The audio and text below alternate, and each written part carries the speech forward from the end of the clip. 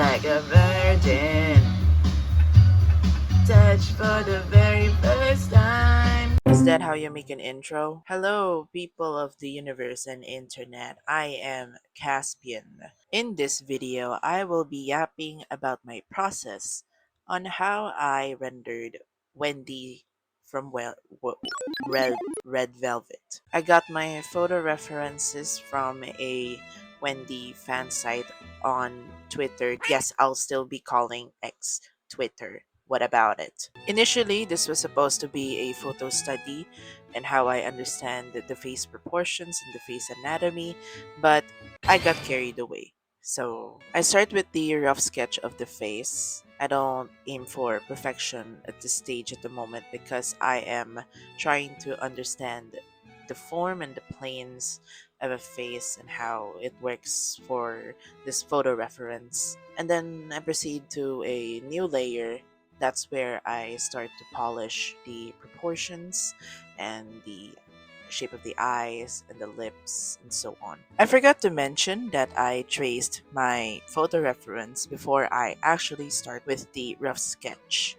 And this is why. So everyone has different distinguishing features that makes us unique from one another. So if I want to capture Wendy's likeness, I trace over the photo reference to plot out her proportions. When there's a specific photo reference involved, I sometimes trace over the shape of the eyes or the shape of the lips. And even if there is a distinguishing feature from a certain person, I still ensure symmetry on the face.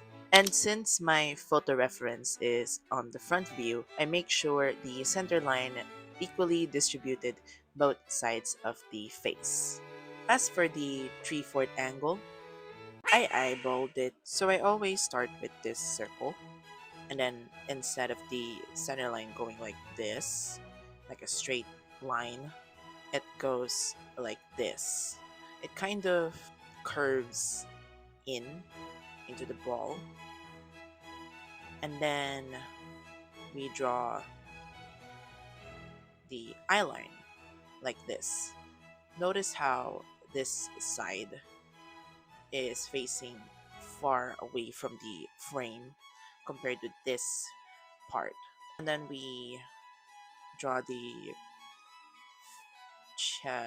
head shape like so. So it's kind of like that. And sometimes for easy visualization of the face, I would imagine like a mask.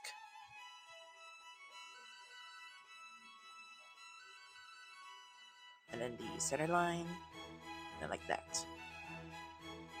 Or sometimes it's like a cylinder of sorts, like that.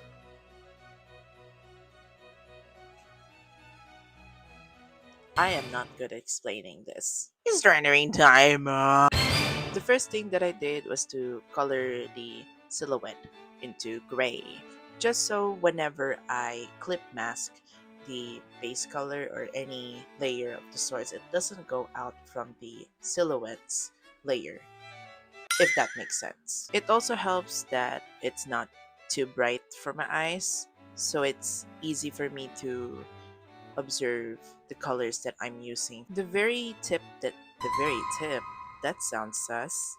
There are two major tips that I learned about coloring skins. The first tip is learning about Asaro heads. The Asaro head is a face model that shows the very basic form of how shadows and light work on the face. If you try to deconstruct the planes of an Asaro head, you likely have a good understanding of how faces work. The second major tip is understanding color zones. Honestly, with you guys, I've yet to learn why color zones are like that. So if you want a concrete lesson on how I color skins, subscribe! Generally, I block out the shadow first. I don't worry about how I will blend it later.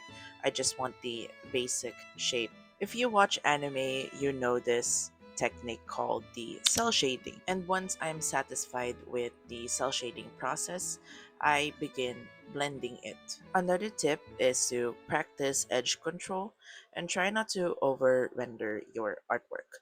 And lastly, besides my photo references, I always refer to my art references. Especially if you're a beginner artist, it's okay to reference your favorite artists. In this way, you can explore how you want your art style to be and how these favorite artists of yours structure their paintings or create their art pieces. Snoopy! So here's the demo of how I rendered this 3/4 angle of Wendy. If you've reached this far in my video, go like and subscribe my channel. Come on now. Come on, give me support, y'all.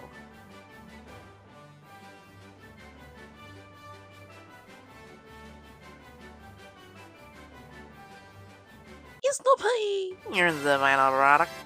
It has cured my post-concert depression.